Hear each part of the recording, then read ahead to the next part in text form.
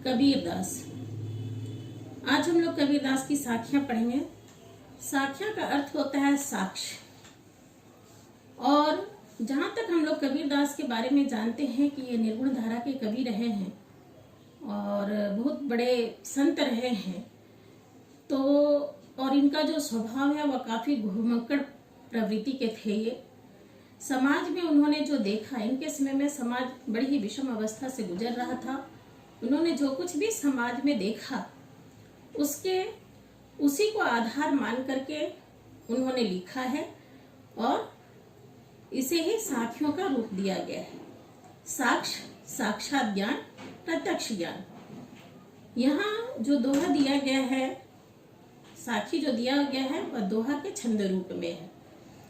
पहला जो साखी है आपका, मान सरोवर सुभर जल हंसा केली कराही मुक्ता फल मुक्ता चुगे अब उड़ी अनत न जाही। पहले हम इसके सामान्य अर्थ को समझेंगे, उसके बाद इसके विशेष अर्थ को समझेंगे। मान सरोवर एक झील का नाम है, एक सरोवर है जो तिब्बत में पाया जाता है और काफी ही पवित्र झील के रूप में माना जाता है। मान सरोवर सुभर जल हंसा, सुभर कहते हैं अच्छी तरीके से भरा हुआ, यानी पवित्र। सुभर मतलब पवित्रता से लिया गया है। केली कराही, केली का मतलब होता है कलरव करना। मुक्ता फल मुक्ता चुगे, मुक्ता फल मोती रूपी फल, चुगे यानी चुगना। अब उड़ी अनत न जाही, अब वह उड़ करके अन्यत्र कहीं नहीं जाना चाहता है। कबीरदास जी इस दोहे में कह रहे हैं कि मान सरोवर के पवित्र झील में हंस कलरव कर रहे हैं, क्रीड़ा कर रहे हैं और वे वहीं पर मोती रूपी फल को चूगते हैं और वहां से अन्यत्र उड़ करके कहीं पर भी जाना नहीं चाहते हैं। यह इसका साधारण अर्थ है। अब हम इसके विशेष अर्थ की ओर जाते हैं कि यहाँ पर कवि ने भक्ति की पराकाष्ठा को दिखाया है कि आत्मा से परमात्मा के मिलन की जो चरम अवस्था होती है उसका यहाँ पर वर्णन किया गया है। मान सरोवर से यहाँ आशय है हमारे मन रूपी सरोवर से है। हमारे मन रूपी सरोवर में आत्मा रूपी हंस विचरण करते हैं, विहार करते हैं और मुक्ता फल अर्थात भक्ति रूपी फल का आनंद लेते रहते हैं और वह इस स्थान को छोड़ करके कहीं नहीं जाना चाहते हैं। यानी कि जब प्रभु की भक्ति का स्वाद आत्मा को मिलता है तो वह उसे छोड़ करके कहीं पर भी नहीं जाना चाहता है।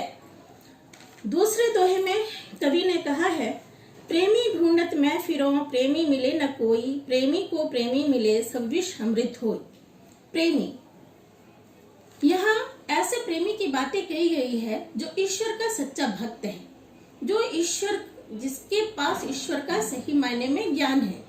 यानी यहाँ प्रेमी से आशय हम ज्ञानी व्यक्ति से भी लगाते हैं।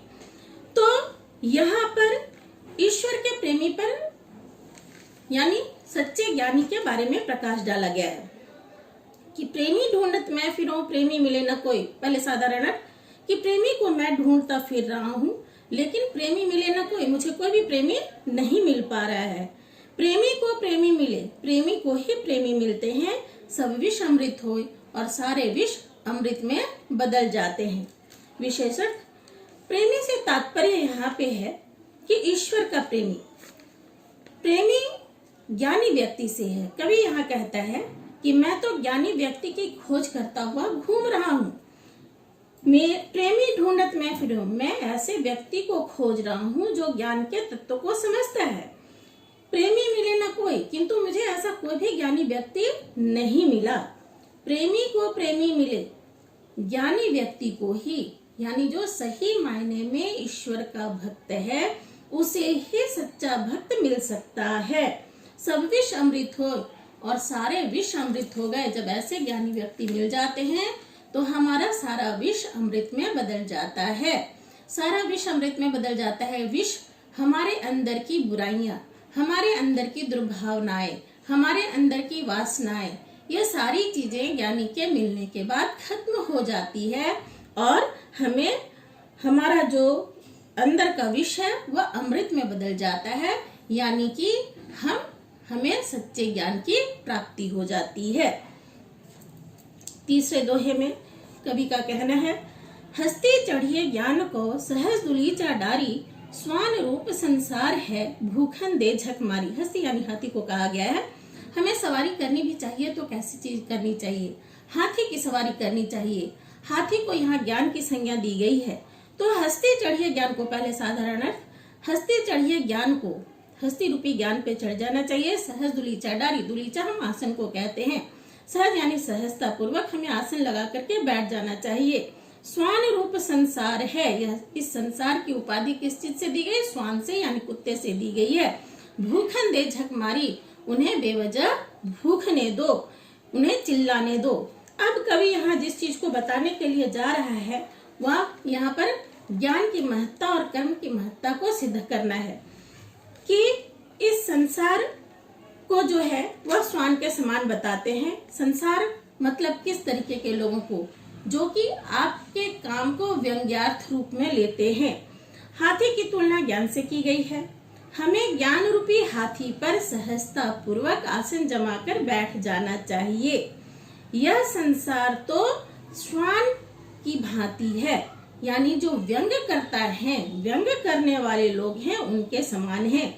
जो हाथी को देखकर नाहक भूका करते हैं, जब हाथी बाजार में चलते हैं तो कुत्ते उनके ऊपर नाहक भूका करते हैं, ऐसे ही जब हम सच्चे तरीके से किसी काम को करते हैं तो क्या होता है, हम पर लोग बहुत तरीके के आक्षेप लगाते हैं, हमारी निंदा करते हैं, हम पर व्यंग करते हैं।